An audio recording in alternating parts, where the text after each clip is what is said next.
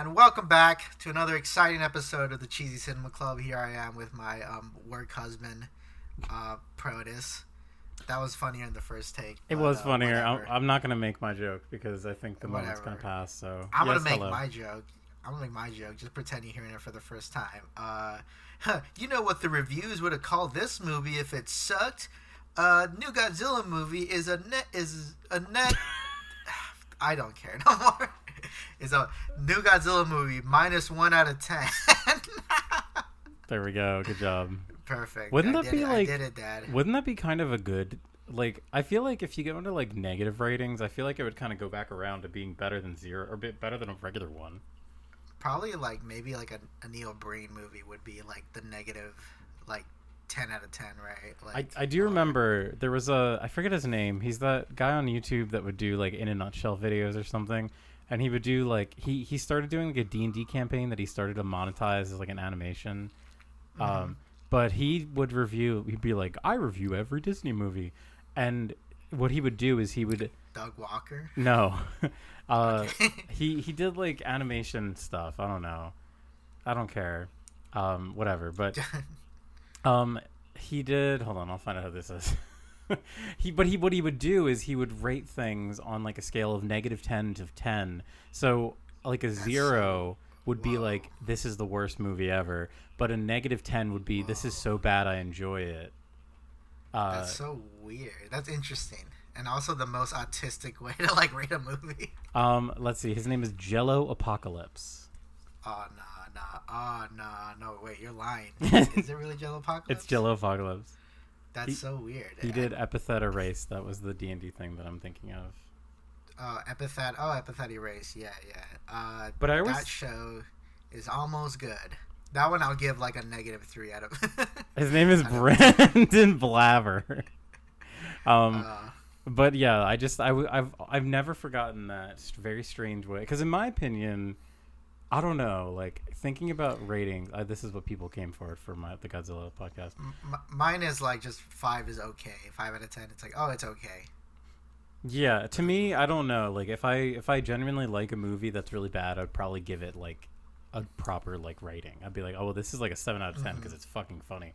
I wouldn't like go out bend over backwards to be like, don't worry guys, I know this is a bad movie, but I just like it ironically. Yeah, I hate that. I hate when people do that. Like, I mean, sometimes I do catch myself doing that, which I hate, but I'm really much opposed of like, if you enjoy it, then it's not a bad movie, right? Like, obviously we have a good time watching it. You know, I guess you could say it's bad in like a technical sense, but like you have to think about it. Like, it was still put in the movie, you know, so there's something there, you know. And if I had more time, I would be able to thoroughly explain what I'm saying. But that's how I feel about like some of the old Godzilla movies, but not this one, baby. This one's really good. Oh yeah, definitely. There's definitely, and I've said this before, there are Godzilla movies that are like good as Godzilla movies.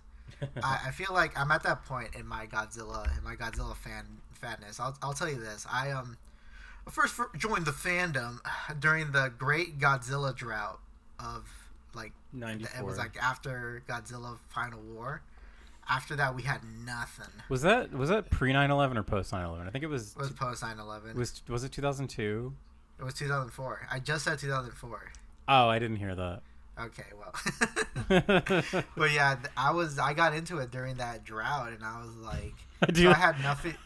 I love the idea of somebody saying a year and a guy being like, is that post 9/11 or is that pre 2004? Did that happen before or after 9/11? But yeah, I was part of the Great Godzilla drought of years post 2004, and so I had nothing but time to like go back and like consume all that Godzilla media. I haven't seen all the movies, but I did. I would say I was a very thorough fan. I would say this. I remember before like Pacific Rim, we wouldn't call them kaijus. We would call them daikaijus, right? There you Which go. is like the correct term, but it's kind of just been simplified to kaiju, which I think it's better. I told that to my partner. I said like, oh yeah, back in the day we used to call them daikaijus, and now my partner is calling them daikaijus, and I'm like, all right, calm down. I'm already fucking you. You don't gotta do that. You don't gotta impress me. Yeah, I too. So my personal experience with Godzilla, I when I was in like high school and I was sick one day, I happened to catch the end of the Rebirth of Mothra Part 1, or the first Rebirth of Mothra movie. That was my first Godzilla movie I ever saw. That was just on TV. Yeah, it was on TV. Isn't that crazy? That's so fucking... Yeah, that's crazy. It may have been one of those, like... I think actually... Now that I'm thinking, I think I was at my uncle's house, and he works at for Comcast, so he had like all the channels. So it must have been on like one of those like channel that has like 20 digits in it. But that's stupid. I really mean like channel like 400 or something. But that was the first one I ever saw, and then after that, like in college, my one buddy got super into Godzilla. I don't know why or how, but he got super into Godzilla, and he basically was like obsessed and showed me a ton of them. And most of the time, it was me just going over his house, getting like really drunk and watching That's awesome. a Godzilla movie, and that was a lot of fun. So I've seen probably, this is gonna make me sound like a fake fan, I've probably seen about a quarter of all the Godzilla films in total. There's a lot of like same here. There's a lot of key ones that I've never seen. Like I've never seen anything with Destroya or Space Godzilla. Well, they're only in one movie. So. Okay. Well, I feel like those are touchstones though. Yeah. But yeah, I've seen a lot of like the important ones. And for me, I've always been a Mothra girl at heart.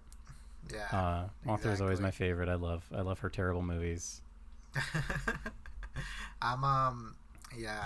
With me, like I caught Godzilla versus Mecha Godzilla on like Spanish TV and Nice. the Heisei era movie, and I thought what really like kind of captivated me because the intro of the movie. Okay, I had no context for Godzilla. Like, I knew nothing about Godzilla. I was a little baby boy. And I watched this movie, which is, like, the fourth in that, like, series. Right? Yeah. So I have no context what happened before. But the movie before that was Godzilla versus King Ghidorah. And where he fights Mecha King Ghidorah at the end. And that movie ends with him, like, ripping off, like, the robot head. And he throws it in the ocean. And then right after that, in Mecha Godzilla, they find the robot head. And then using that future technology, they built Mecha Godzilla. And I saw that robot dragon head, and I saw them build Mecha Godzilla, and I'm like, yo, what the fuck? Where did that robot dragon head come from? What the hell? I had, like, no context. I was really enamored. That movie, like, I feel like it gave me a lot to chew on, because it's like, oh, Godzilla's in that movie. Rodan is in that movie. Also, Baby Godzilla. There was, like, a lot of, like, I guess I was enamored by that. There was, like, lore to Godzilla, and when I first got onto a computer, one of the first, like, Wikipedia articles I read was, like, a Godzilla Wikipedia article, and I read the whole thing, and I clicked on all the links to all the other monsters, and I saw what Destroyer looked like, and I'm like, oh, what the fuck? He looks like the devil. Holy shit. And I just got really, like, enamored from there, started checking out books, and I was just really, like, I don't know, really into it. It's, like, one of those hyperfixations that I had. Mm-hmm. It was also, like, as a kid, I'm probably going to make a little chart, but it was, like, when I was super little, it was like I was into dinosaurs. Then I moved on to dragons because I'm like, oh, dragons are like dinosaurs with superpowers. They're like epicer. Right, exactly. But then I moved on to Godzilla because one thing that kind of I didn't like about dragons is that like the dragons was kind of like not a nebulous concept, but there wasn't like no concrete dragon series. You know, like there wasn't anything with like a consistent lore with the dragons. And something about Godzilla, I like that it had a lore. You know, I like that there was structure to Godzilla. Yeah, that's what I needed. I needed structure, right?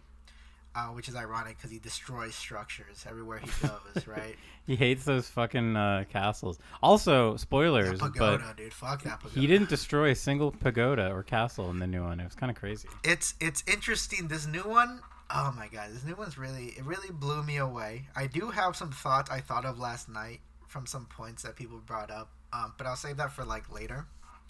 But I'd say first impressions, I was really like blown away.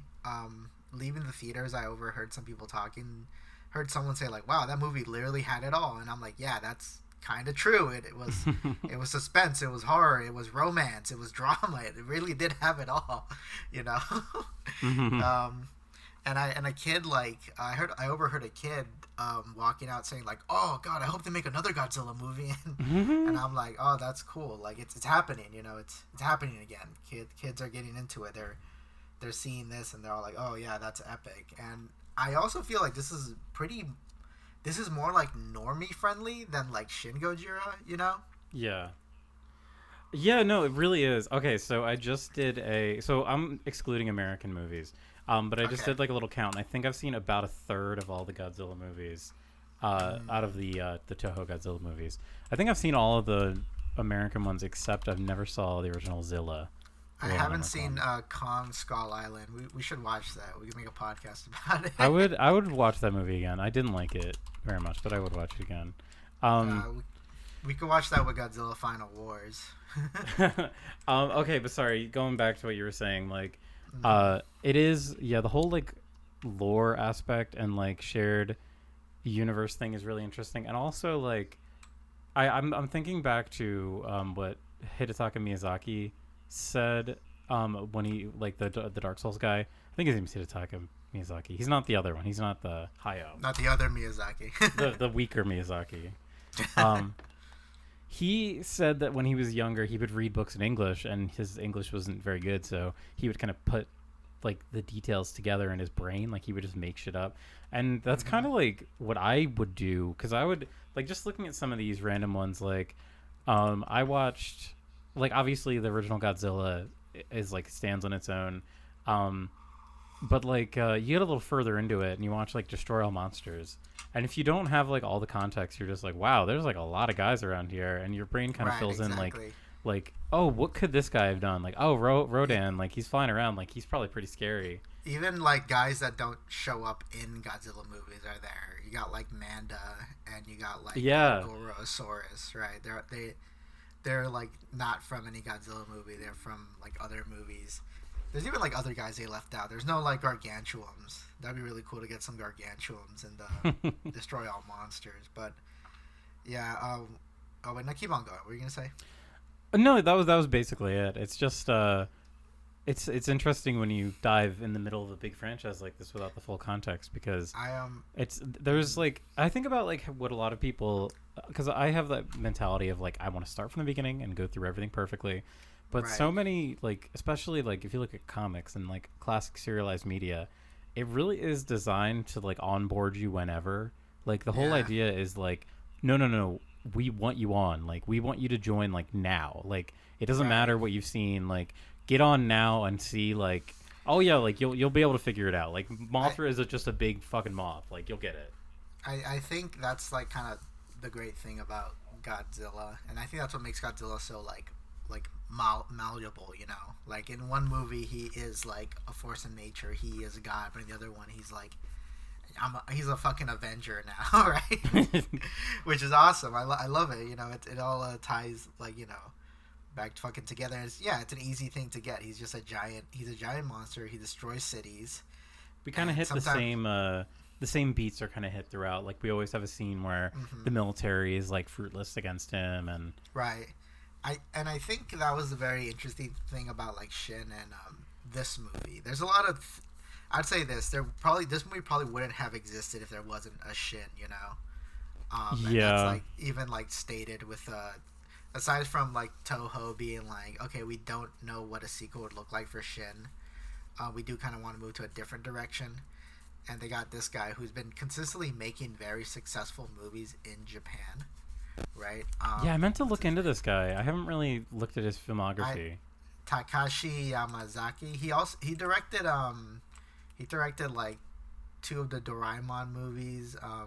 He had like another movie that came out like before the pandemic that did pretty well. Oh, he did that He, Lupin movie. he did do the Or Lupin he movie. coded. Oh no, he just did that. I haven't seen that one yet. I really want He to watch also that. was one of like there was like fucking three directors on the Dragon Quest Year story, and he was one of them. And it's like it always goes back to Dragon Quest Year story with me. Not gonna lie, I'm the only fan of that movie and the only like hater. I still have zero context for it, and I don't give a shit We, about Dragon we'll, Quest. well, maybe we'll watch. I already made a podcast talking about it, but anyway, what was I gonna say? Yeah, he's been having a couple of bangers. There is some controversy with him, but I'll save that for after the main That's discussion. interesting. Yeah. I did want to say, But this is not. so This isn't. I was gonna say this wasn't his first time doing something Godzilla related. Back in 2000, I think 2007 or 8. what do you mean Back 20, I in think? 2000. 2007, he made a movie called Always Sunset on 3rd Street, the second movie. This is like based on, I think it's based like on a manga series, and it's kind of like a period piece, like romantic drama. And that movie has like a dream sequence with Godzilla in it. And it was the first time Godzilla was like fully CGI. Was in that dream sequence.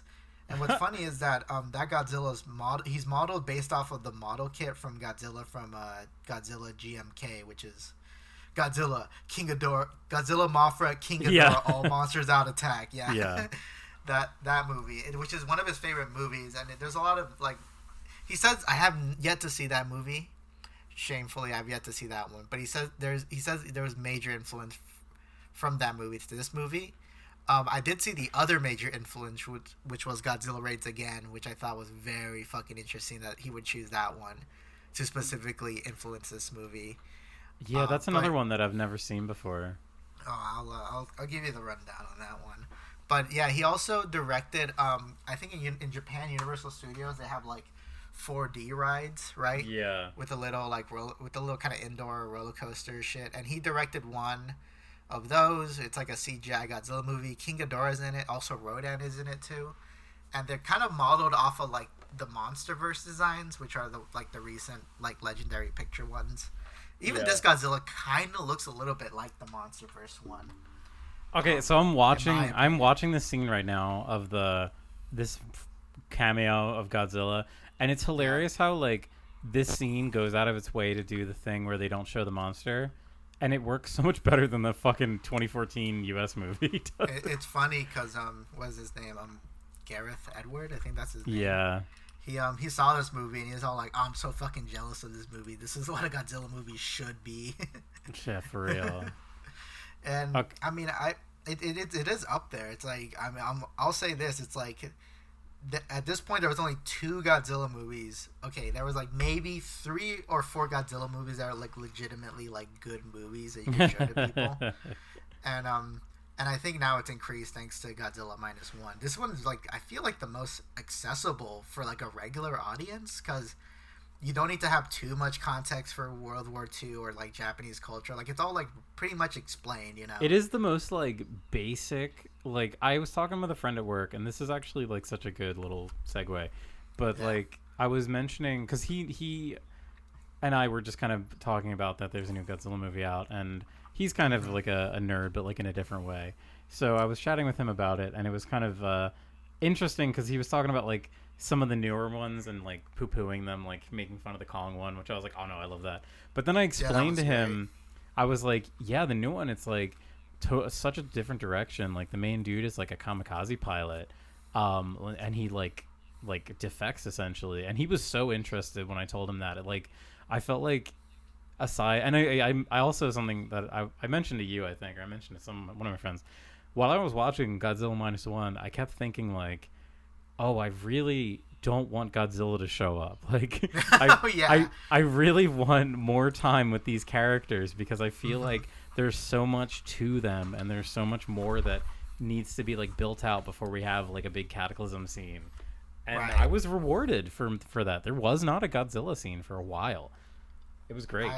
I think that's a really good sign that, because you know it's very, the human scenes are infamously known to not be that interesting in most Godzilla movies, right? Yeah. I actually was thinking of, and this is something I'll never do, but if I was like a video essay minded person, I was planning, and you know plagiarize. Yeah. You know what's bad when your brain is like thinking of the thumbnail already, but I was thinking like I would, because that's literally how it works. You're fucking like video essay poison. Yeah.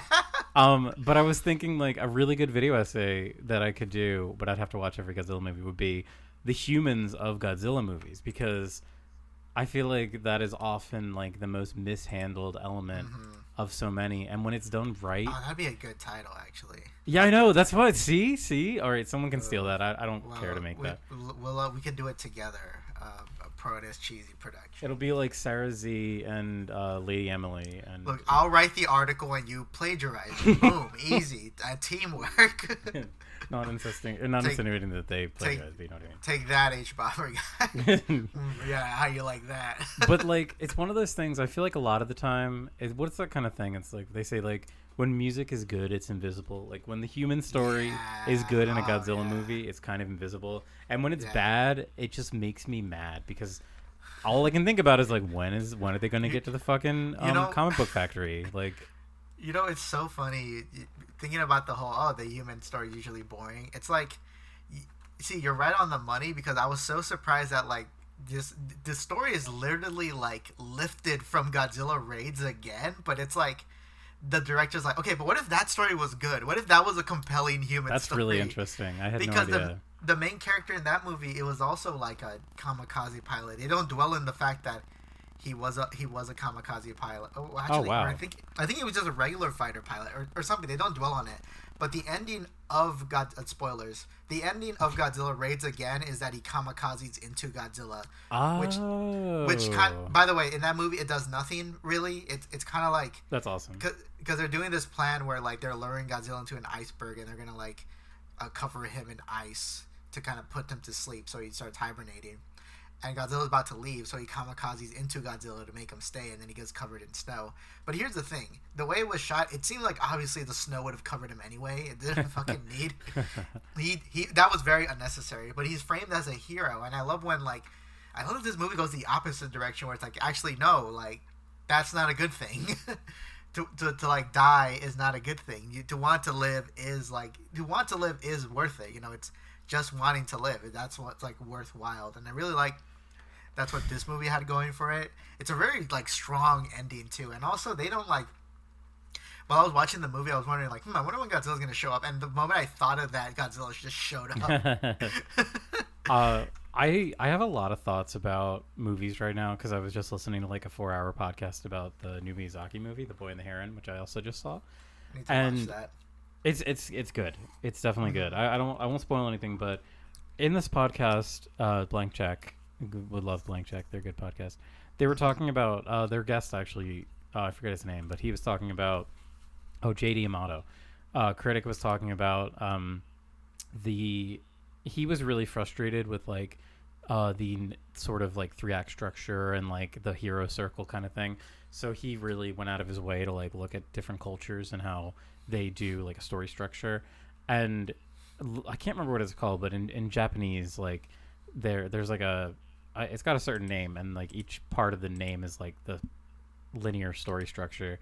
And it's just interesting because it's not really about like character growth in like that same way, or there's not like this big conflict. Like it's never like there's a conflict, but it's like it's more about like a change that happens like at some point in the story, like late in the story there's like a drastic change that kind of makes you reconsider like everything that you saw beforehand. And I just, after hearing that, I'm like re-evaluating -1 and just like appreciating it more. Like there were some things at the end that I was like, all right, I know this is like a big monster movie, but this is like kind of cheesy. I'll say, yeah, I did catch the couple of like kind of like, it is, I think the movie borderlines on melodramatic a little. Yes. Because there's some moments where like, oh, okay, that scene when Godzilla's at Giza and he fucking just boom boom boom, he just obliterates, and when he does the whole like, he shoots his atomic breath, fucking just nukes the city, and it's that fucking was it the wind pressure, how it like changes, yes, how it like pushes you and then sucks you back in.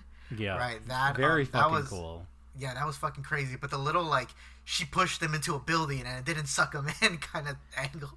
That right? I was like, okay, that was a little. Also, him just kind of like magically finding her at the right time, Yeah, there are some parts that feel a little dream logic-y. That part made me mad. Like, I hate to be, and there was a couple moments where my fucking like American like CinemaSins brain my American CinemaSins brain turns on. How did you find her? So no, not even that. It's like the fact that they do a fucking Dragon Ball thing where like she sacrifices herself, she pushes him out of the way, and so this is like a nuclear like explosion, and you're telling me that like the building, like it's not even that like he was out of the debris, like the buildings around him should have also been like crushed. It's hilarious that like if he were just like, I don't know, maybe I'm just metagaming too much. I think what should have happened is that they both should have gone into the alley, and then the building gets destroyed, and he's under rubble, and they manage to pull him out, and he can't find her. He's like, oh no, she's like dead, right? Like he just can't find her, so they just assume she's dead. Now I think that would have been better. And I mean, then again, I think they wanted to tug on your heartstrings. There was a lot of like, especially the ending. A lot of things in the ending happened super quick, because it's like, okay, they defeat Godzilla, they did it, and then he gets the telegrams like, oh, she's still alive, and they see her and they're like, oh, and they hug, and it's like, oh fuck, I fucking tears streaming out of my face, I'm like, oh my god, and in my head I was like, wow, this is really quick, and then she has that black mark on her neck, and it's like slowly growing, and it's like, wait, what the fuck is that? And then it cuts to Godzilla's heart in the ocean, and he's slowly growing back, and I'm like, wait, what the fuck? And then it cuts to the credits, and I'm like, damn, that was. I forgot about the black mark on her neck. So that was. Yeah. That is like one of those things that like I wish there was like a line about her being in a coma, because if they literally just said like, oh, she was in a coma this whole time, that's why she didn't reach out to you, that would have made sense. But like, I think it's implied she's in a coma, right? Like all that happened in like a week. Right? Yeah, like, it's just the first attack. Yeah. I know I'm not supposed to fixate on these, and in a way, like a lot of those things give us scenes that are like worth it, like. Having her go missing and having him go to like, this is such like a crazy thing I would never even think of, but I love it's in this movie. There's like a office in like this town that is literally like just all about like locating people. And if you think about like, yes, like a humongous horrible war just ended, there would be like so many requests for, because this is before like modern communications were like all over in Japan. Like there's so many rural areas that wouldn't even have like phone lines. So like I found that to be so fascinating. Like all the little details about rebuilding in a post-war Japan, just like seeing like the people just like picking up like debris all around them. Right. Those like little details were so impactful for me watching this film, and like I can let whatever little plot issues I have like go away. I think if there's one like sign that a Godzilla movie is really good, is when you're not even aware of the lack of like Godzilla being in the movie, you know? And I think that was the big problem with 2014 Godzilla. It made it very obvious when he wasn't there, you know? And I think that's like the greatest sin you can make in a Godzilla movie, is make it obvious when Godzilla isn't there. In my thumbnail. Yeah. I'm sorry, I'm cutting you off. Go ahead.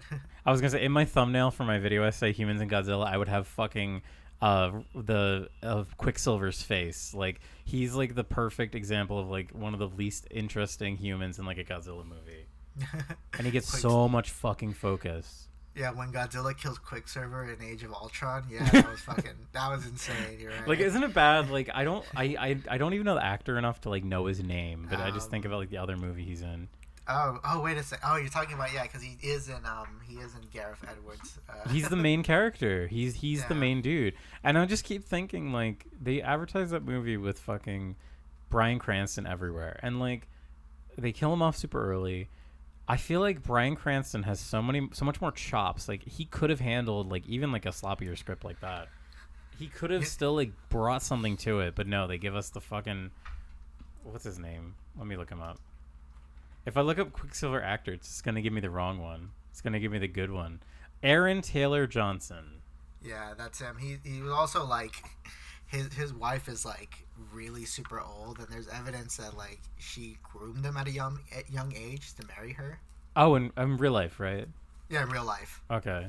Not in the fucking movie. You know, it's funny because he's Quicksilver, and his wife in that movie also plays Scarlet Witch. Yes, it was what's her name, Mary Elizabeth Olsen. That was that was, I remember at the time that being pretty funny, but like because it came out the same year.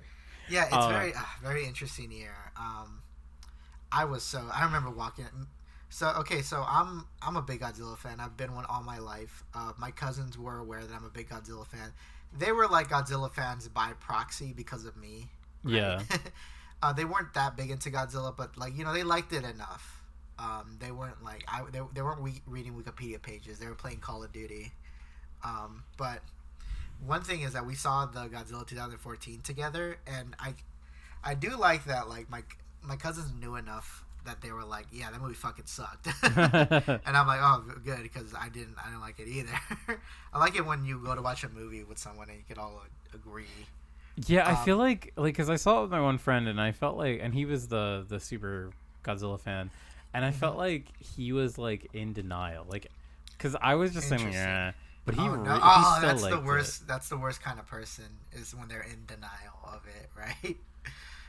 Yeah, I don't know. I haven't talked with him since, but I think he still liked it. I think he really liked the aspect of making Godzilla like this super powerful force of nature, and having restraint by showing him. I think he really liked that. Also, like, the movie does end on like probably the most epic scene it could have, like with Godzilla breathing his atomic breath down the Muto's throat or whatever this thing. I think it's called Muto's. Yeah, that was pretty. I'll say this: that was only cool because everything else was kind of dull up to that point. Exactly. Like, I needed that shit. Like, I needed one of those like every 15 minutes for that movie to be good. Like, I also, like, there was this kind of like, okay, so I don't want to speak too much about this because we do talk about this briefly on the podcast Protus is on, and I think that podcast. I think this one's gonna come out before that podcast because this is. I want to get the Godzilla minus video out as soon as possible, but we do speak briefly about it and how we feel. That being said, what was I gonna say? Godzilla minus, good. I liked it. it was really good. I really enjoyed it. I was in like, what's the reverse denial, where I didn't want to be like too positive about it after I saw it. Because you don't want to give Japanese people too much credit because you're like racist, right? That's why. Oh yeah, no, I was I mean, I fucking love all the Japanese movies way more than any of the American ones, but I didn't. The Japanese. I didn't want to like jump the gun and be like, wow, this is probably easily like a top 5 Godzilla movie, at least for all the ones I've seen. But yeah, like firmly, like for me, Shin Godzilla, just because I'm the guy that movie was made for. Like, okay. I can't not have Shin Godzilla as my number one. Oh, something I wanted to say earlier about Shin Godzilla 2 is how, like, you were saying that, like, you can tell that Toho did not want to do like a follow-up. They weren't sure. And it's like kind of impossible to make like a good sequel to that. Like, I think it like leaves you off perfectly with like the most like horrifying idea ever, with that like final shot of like Godzilla like creating his own like bureaucracy to like these, like, counter these humanoids. And it's like such a incredible, like it's funny because like the sequel would have not been a Godzilla movie, right? Exactly. It's funny because I was gonna say it'd be like making a sequel to the original Godzilla, which I mean is Godzilla Raised Again, but I haven't seen that. All the Millennium movies are like sequels to that movie. They're all like a one reboot after another, even though that like Godzilla looks the same in like those first 3 or 4 movies. Mm-hmm. Right. But yeah, like I think that it was really smart for them to do that, and it's kind of funny how there's kind of like we kind of talked about this in because we did a Kamen Rider video, I think. Did we? Shin Kamen Rider?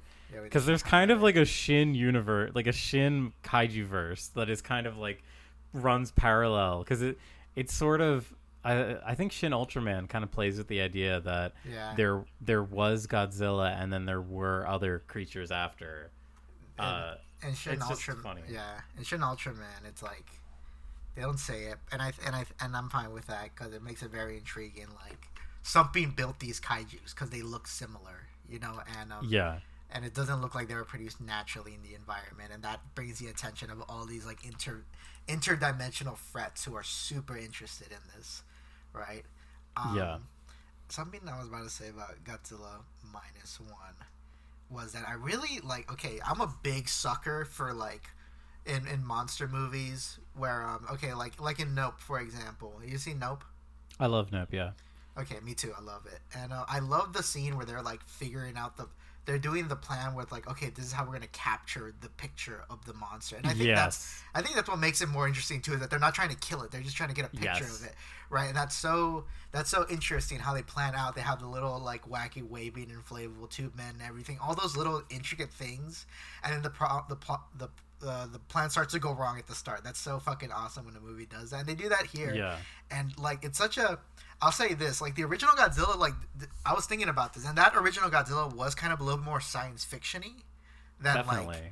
like this one, because like not the fact that Dr. Serizawa like invents oxygen destroyer, but Dr. Serizawa just looks like a mad scientist. Dude. Like, it's so funny with his eye patch. Yeah, he just has an eye patch. Right? It's so evil looking. I love it. That's why like he's like one of the more memorable characters, because he just looks like everyone looks like these are like normal Japanese people during that era, and here comes fucking like Dr. Frankenstein, right? Oh, wait, you're saying all Japanese people look like cheesy? Whoa. Whoa, slow down. Back it up, fellas. But what I was saying was I really loved the discussion of the plan, because the plan was so intriguing. It was so different. Like I fucking loved it in this movie. The plan is so cool. We're gonna use this gas to sink Godzilla, and the pressure would kill him. And I love that like someone brings up like, oh, but he's a deep sea animal. Like wouldn't he survive it? Like yeah, but that's why Plan B is to rush him back to the surface and basically give him the bends, liquefy him. Right? Like that's the fucking plan. It's so cool, and like it reminds me. I mean, obviously, like I'm a huge fan of Made in Abyss, and Made in Abyss is like inspired kind of by like decompression sickness, the idea that like when you go down, like if you go up, you have to like pay a cost. Yeah. And there's a scene in like the Made in Abyss movie where they do this exact plan to a guy, and it's so horrific to watch him like explode with like the equivalent of like decompression in the blood. And that's all I could think about in this. I was like, oh my god, that's so incredible. Like, because like you're using. It's not that you're using like a mad like science fiction laser. Like you're using like basic science principles of like, yes, like if we hyper condense this thing, it will freeze. And actually, I don't understand why it sinks, but I'll just buy the movie on that. But then like using inflatables to like, it makes sense to like any dummy. That's why I love that they have the little Bill Nye the Science Guy thing set up, because when they show it to you, it's like, oh yes, this makes perfect sense. Right, exactly. And I think I think they did that because most of those guys aren't science guys. They need visuals, right? And it's very classic. Like it's like almost technobabble, but like no, this is all real stuff, right? Like this isn't like this gas exists.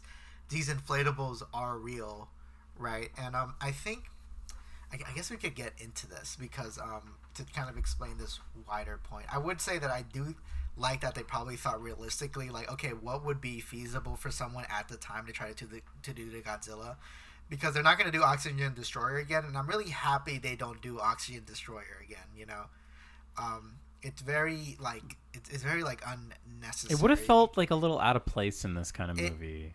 Oxygen Destroyer was perfect for like the first movie. Because, like, yeah, that they're doing a commentary on weapons, right? Like, that's why Dr. Serizawa kills himself at the end, so the secret doesn't get out. So, like, more man-made horrors beyond human comprehension cannot be, like, constructed, right? Yeah.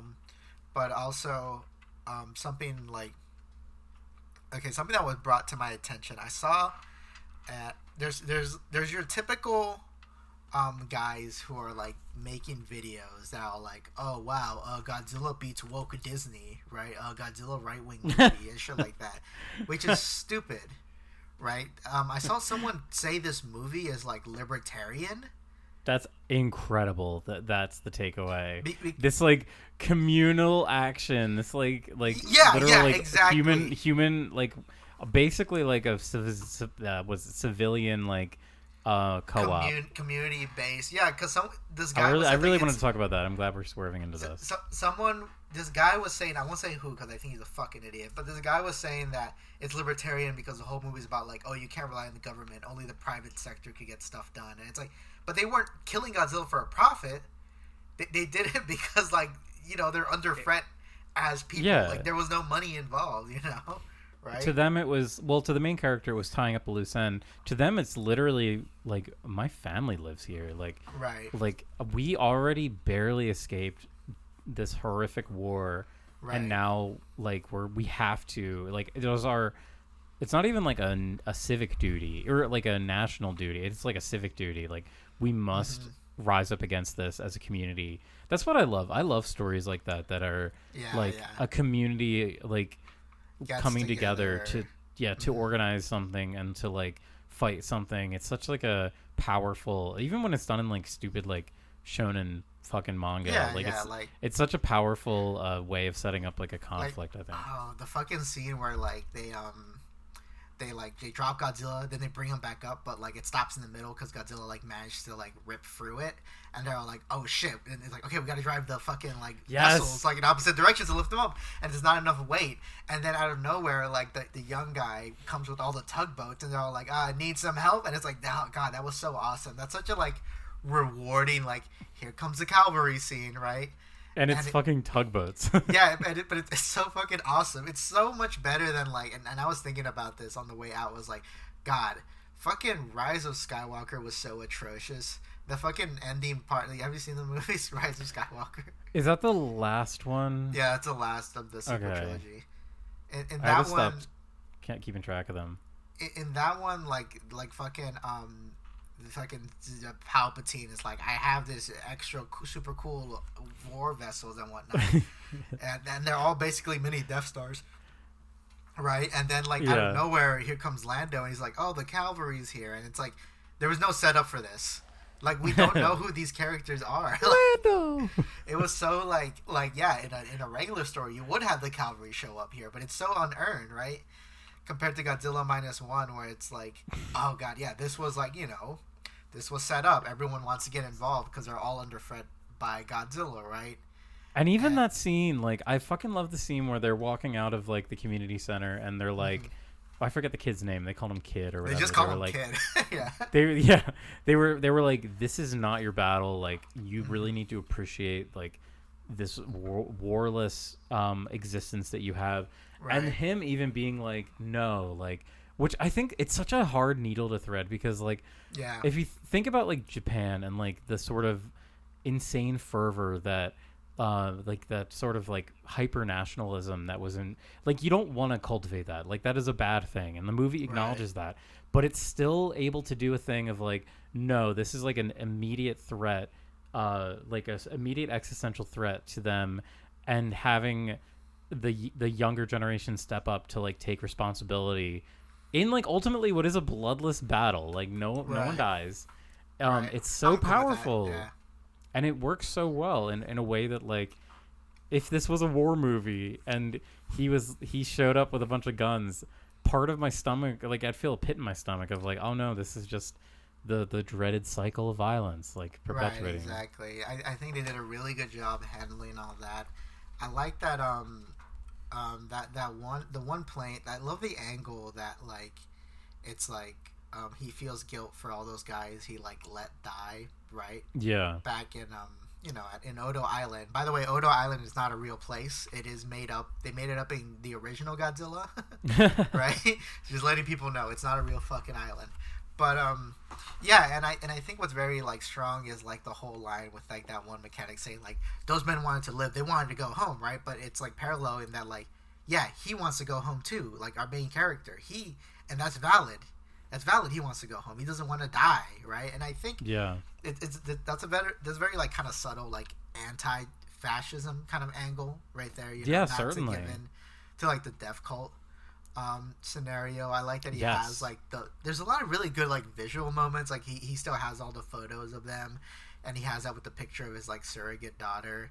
There's kind of like a found family angle there too, and also like, so I looked it up, but basically that like when the mechanic looks at the seat and he sees the writing in German and Swedish, and I looked it up, and it turns out that like, oh yeah, so Japanese planes did not have ejector seats, but Germans and Swedish planes did. So that's why. Okay, that makes sense. Yeah. I was wondering why it was German. That was like one of those things that I was like, because clearly like that scene, I'm not like 9 years old. Like when I was watching that scene, I like know that he's gonna tell him, oh, like here's the ejector seat button. Right. But the German thing, 'cause I speak German, and I was like, why is it like pointing out that this is a German plane? Like.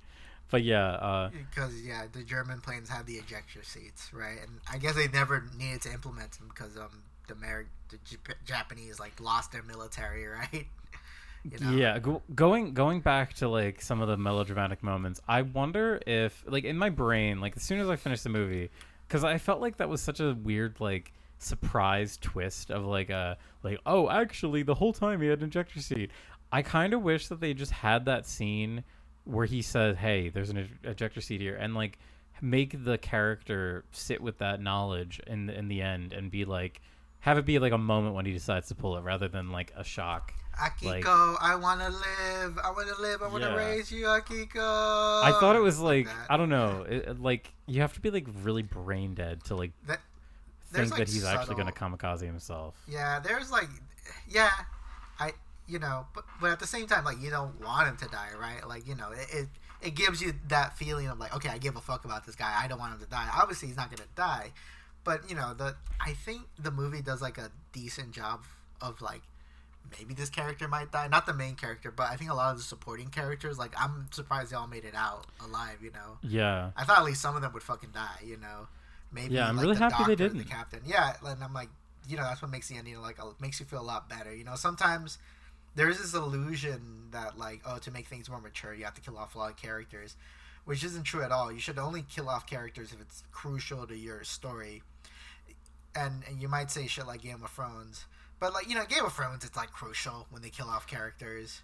Yeah, actually, Game of Thrones is a great example of that because George, and, like, this is something I actually talked about in my other podcast a lot. I'm very, fascinated with the how media kills characters, and you can tell when an author or a mangaka or whatever actually cares about the characters versus when they just, like, throw them on the fire. And George R.R. Martin, because I'm friends with him, like, first name basis, George. Oh, nice. No, he cares deeply, and when he talks about like having to like kill characters for the Red Wedding, he's like very morose when he talks about it. It's almost like these characters made these decisions and they have to, like, they made too many mistakes and they need to deal with those consequences. And it's like such a, I don't know, there's such a respect for the character that I respect that, like, because you can kill characters and still give them like a good, have it be like, I think Attack on Titan is a series that kills characters off in like extremely smart ways. I won't go into it for like spoilers, but there are some character deaths that they suck and I'm sad a character's dead, but it propels the plot forward in a way that I'm like, that is incredibly big brain to do. Okay, what was I gonna... Sorry. No, I got you. I was gonna talk about, I like the movie. I like the ending. I think they did a really good job. I have a few smattering thoughts I just want to address before we kind of wrap things up. I have something because so I mentioned earlier that people were saying like, oh, this movie's like right wing, right? And because apparently the director does have some history of like having kind of nationalistic like slants to his movies, right? And for example, he made one movie called The Eternal Zero, and it is based on a book, and it's about a kamikaze pilot who died in World War II, right? And the movie did incredibly well in Japan, but it's famous for being one of Shinzo Abe's favorite movies, right? Like, he's like, oh, this movie's great. And it's also famous for Hayao Miyazaki talking shit about the movie, saying like, this is nationalist propaganda, right? And he has like done a handful of like period pieces. I mentioned the Always movie, right? Yeah. I'd say like from what I hear about Eternal Zero, it seems like it's almost like the inverse of Godzilla -1, where that's like very funny. There is kind of like it's. I could get this wrong. Maybe I should watch Eternal Zero, but like it seems like Eternal Zero is all about like actually being a kamikaze is good actually, and that's like I don't know how I feel about that. It does kind of like make me rethink a couple things. There was this article and I'm looking for it because I was reading it last night, and it was talking about like the subtle kind of like nationalist slants in the movie. Because there was one thing that I was thinking about, actually like two things I was thinking about that weren't in the movie that would have been very obvious during that era. Like, for example, post World War II would have been American occupation, right? And we really don't see none of that. Like, we get references to it, right? To American occupation. We don't visibly see it. right? And in my head, I'm like, okay, well, I don't know much about that era. I don't know how in depth American occupation was, but no, it was really like there was a shitload of Americans. Like there was a fuckload of them there, right? Because infamously, there was like a worker protest at Toho Studio, the studio that made Godzilla, during the 40s, and you know who was like suppressing like the protesters? It was the fucking American military. That's how ingrained they were in like society, right? And another thing that I was thinking about was like because the movie makes it clear that a lot of the characters are veterans of World War II, right? And if you know anything about your history, you would know about like what was the angle of Imperial Japan, right? Something that I thought was very interesting was that there wasn't any guy who was like, there wasn't the people who were still pro Imperial Japan, you know, like those guys still were around, you know, like they existed. Like that's how you got people like Mishima who would later like fucking commit seppuku in front of in the 70s, right? Like that guy. Mm-hmm.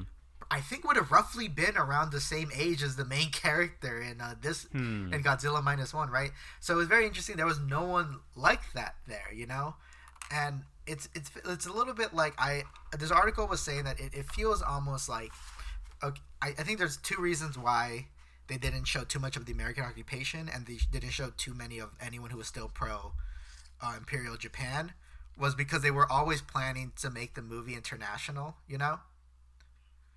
And the second reason is because like there is this kind of angle about like it's the American citizen who it's the Japanese gumption that got it together and like made it fucking work, because it is kind of weird that the Japanese government does not have more involvement with what's going on with Godzilla, because in Godzilla 1954, the original one, that's like we're just following the government people doing their thing, right?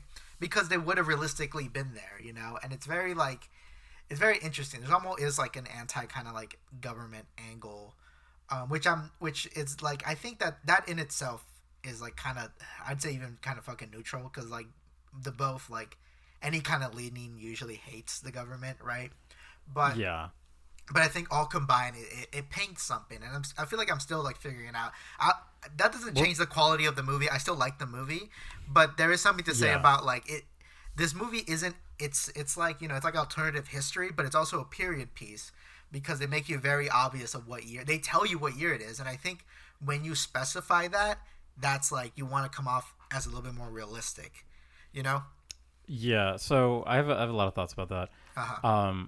The one, so kind of going back to people maybe mistaking like a libertarian sort of viewing. I personally don't see that, but how the movie it does kind of weasel out, I guess, of Japanese government and Japanese military. Well, I mean, you know, military is kind of like nixed after the war, but it kind of gets away from that angle by using this kind of escape or the scapegoat of, oh, well, any sort of mobilization would be viewed as escalation, and then the Soviets and America. So it kind of plays into like this proto-Cold War fear that if we actually do try and defend ourselves, it'll just only spark additional conflict. So it kind of gets away from it in a way. It actually like it shows that it's very like illustrative of Japanese imperial, like I don't want to say imperialism, but like the post-war Japan being like essentially like a client state to America, how it's like it needs to act in certain ways to appease America. But it's in a way it really just sets up our characters, our local sort of civilians, to like rise up in that way. So in a way it works, but it does kind of give the government like a convenient excuse for why they're not really doing anything. Yeah, there's just something to think about, and I think the more I rewatch the movie, the more I'm gonna like be able to have a more better understanding. I do think I feel like eventually I am gonna take a deeper dive on Japanese history, because I think there's a lot of very interesting things there. I have my own fucking fan fictions that I want to write that take place in specific Japanese time periods. And I want to be as accurate as possible, being a fucking baka gaijin and everything, That being said, I think Godzilla -1 is worthwhile. It is really funny seeing like this younger generation like getting into the Shin Gojira, getting into Godzilla -1, and being mad about Godzilla X Kong, and like I don't get why everyone was so upset at that running scene. Like, oh, Godzilla's moving too fast here, and it's like I seen Godzilla do wackier things. I'm not too mad about him running really well. If you haven't seen Godzilla do the double fucking, what is it? His little tail kick, the little flying kick into Megalon while Jet Jaguar is and Megalon, yeah. Like, come on, like after that, nothing is sacred. Like Godzilla can do whatever. Come on, little babies, little baby fans. Come on, come here. Yeah, I think it's cool. I'm actually like. I was kind of like afraid of the Godzilla franchise after Shin Godzilla, but after this one, like, I really like the direction that Toho seems to be taking. Of like, maybe we don't need to have like this kind of big. Actually, okay, I have kind of heard some like, not like I don't know. There was something I was reading about, I don't know if it was like the font of the logo or something, or maybe it was the design of the Godzilla in this, seems to be closer to like the legendary movie Godzilla. So there was like a little bit of fan speculation this may be technically tied into like was it Universal or Legendary Godzilla, the Monsterverse, which I don't like that because fuck that, but I hope that these movies are more just like disconnected, and it could technically fit because like in the Monsterverse, like they were bombing and that mutated Godzilla, and then they kept bombing because they were trying to wipe out Godzilla. Eventually Godzilla disappeared, and during that era they could have been like, oh yeah, because he ended up in Japan where someone handled him, and then Godzilla regrew back, waited for a while, then reappeared in Japan, because that would have been the opening of that 2014 Godzilla movie.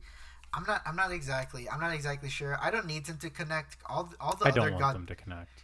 Yeah, I think the Godzilla movies have always been kind of like, the only one was like direct continuity that's like really like applied is the Heisei era movies. Yeah. Right. And that's just all tied to, we see Baby Godzilla grow up Baby Godzilla is basically like the Gohan of like that of the Heisei movies. He keeps getting kidnapped by the other ones. I'm liking. I think I'm fine with like where the Japanese movies are going. There was one I did see this one tweet that was made by like a Japanese person who was like quote tweeting, who posted like a clip from fucking Mike Matei and James Rolfe review of Shin Godzilla.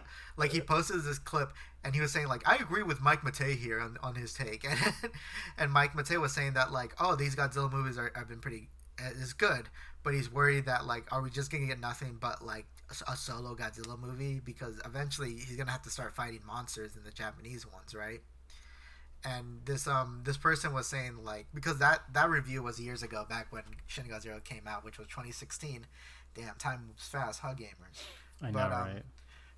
But this guy was saying that because he just saw -1, and he was saying that like, oh, I mean, these movies are good and all, but I mean, eventually we're just gonna get tired of just seeing Godzilla solo. Like, we're gonna want him to fight some monsters. We're gonna want him to do the other things. And what I'm hoping is like, I mean, just leave it to the Monsterverse, you know? Like, at this point, I think the Monsterverse, it fits better to just have the monsters fight each other there. I mean, Japan can start doing it if they want. If the story, like, if there's a creator out there that has a good idea for it, then like, let it happen. But to me, and this is just coming from like complete like naivete. I don't know how these movies are pitched in Japan, but it seems like there was a really strong core idea behind this movie, similar to how Hideki Anno had a very strong idea of the kind of movie that he wanted to make. And I mean, both this and Shin Gojira have had a lot more of like I don't know if a message is the right word. It had a lot more of a commentary to it than anything else, like it's funny that you mentioned the whole whatever that Zero book was that they turned into a movie. This is almost like repenting for that. Yeah. Showing like The you Eternal summed it Zero, up perfectly by saying like the death cult aspect of it. yeah. And literally our protagonist, even while the war was still going on, was opposed to that death cult mentality. Right, exactly. And So we if see they our, can, yeah, go on. like, if they can think of a good reason to bring Megalon back, and and for there to be like a great story around it, then let it happen. But I don't know. I feel the same way you do. Like, yeah, if I want to see the big like the Saturday morning cartoon, I'll watch whatever Kong and Zilla do in the next Oh movie. yeah, But exactly. Yeah. like, let's let the Japanese keep creating cinema. Yeah, yeah. Let them keep cooking. That they're fucking cooking some nice stuff. I really like the anniversary videos they've been making recently. I don't know if you've Oh seen yeah, them. they're a lot of fun. Yeah, Yeah. I just watched the Megalon one. I haven't Yes. had time to watch it, and the Megalon one is really cool. I think I also like that those movies those like little anniversary movies are like canonically the continuation of the Heisei movies, because it's implied that it's baby Godzilla and he's fighting like these revamped version of Showa era monsters, right? Uh-huh. And I think that's really cool. Godzilla Final War's anniversary just like happened like a couple weeks ago, um, and I think I think that's great. Remake Final Wars. I want to see that. No. Bring back mutant humans. Shin Gojira should take place years in the future, and there's like a race of Godzilla people. That would be really funny. But they're just like us. Like they just do really mundane bullshit all day. Right, exactly. They just happen to have won the war against humans. They should fuck. I really don't know what's next to come for the Japanese Godzilla movies. I am excited. I think this is the most exciting time to be a Godzilla fan right now. If I had to like pick a thing that I would like the next movie, I probably would like some Mechagodzilla. Like, Yeah. I do love me some Mechagodzilla. I really love the Kiryu movies. It's hard because like I feel like that's kind of the movie that I would want, but like they already made that. Mm-hmm. You could definitely do something interesting with Mechagodzilla if you're trying to make more of a commentary or an inspired movie. I think and I was reading about -1, and they were talking about like one of the executive was like, oh, how do we get our Godzilla to have a shared universe? I guess they want to do the MCU thing, right? I really don't think 20 years too late. Look, I don't want to piss off no Rodan fans, but I don't think Rodan can solo a movie right now. I 100% agree. Look, I don't think I love Rodan. I love all of them. I love all them little critters. But maybe only Mothra could. Maybe we are kind of due for a good Mothra flick. we are due like, for. I agree. She had her horrible trilogy in the 90s that is awful. Yeah, that and I also would love a return to form with Gamera, because the Gamera trilogy from the 90s is also incredible. I think what would be cool. Here's my pitch for a Godzilla cinematic universe. The main we reframe Mechagodzilla as a superhero, right? And he fights the other. So it's kind of like, oh, imagine that first Godzilla they killed off was the only Godzilla, and we have Mechagodzilla now, and we use him to fight other kaijus that like come to Japan or from outer space or underground or whatnot, you know. So it's like, yeah, it's like we basically just, you know, give Godzilla a fucking mecha anime repaint, you know. Yeah, that's kind of like the One Millennium movie. 10 out of 10. 10 out of 10 idea. That'd be pretty cool. Toho, call me. You hear about you know how Toho, call me. I won't be able to understand you, but try anyway. You know how like Moshi. nowadays like fucking like toys and figures like kind of like spoiler and leak stuff that's gonna be in the movie. Yeah. So someone like got like the list of what toys they're planning for Godzilla v Kong, and there's a bunch of like different newer kaijus in the lineup, and there's apparently gonna be like some sort of evil Godzilla or something. Wait. Yeah, current Godzilla is evil. Okay, no, but like he's like no, but he's on the side of humans. He fought King Ghidorah, Protus. He to defend true. Earth, right? There's gonna be It's true. another like. So we have an evil Kong, but now we have an evil Godzilla too, and Are they are they gonna team up against Good Kong and Godzilla? yeah. We gotta stop these guys, Kong. No, I love it. I think this is great. I love to see them run. They're the fucking Avengers. They also don't have all the problems the Avengers have. They don't quip. You know, they just roar and scream and stuff. That's awesome. They don't quip and they don't have to worry about paying actors. So Right, exactly. Like fuck that scene. Yeah, that looks epic. It looks like they're gonna fuck up Scar King. I think that's the name of the evil Kong. I think his name is Scar King. It's fucking epic. All right, I need you to tell me nothing else more about the new Kong movie. Okay, I well, desperately want to be surprised day one. I don't want to get spoiled too much. I hope they really keep it to the chest. Like, I don't want it to be like another. Like, I was spoiled on Mechagodzilla because it just seemed obvious. Like, that's the direction they're gonna go. But, I was not, and I fucking loved. I was so happy. It was pretty base. All right, okay. I think that's it. Godzilla -1. Highly recommend it. A lot to think about. I'm probably gonna have more.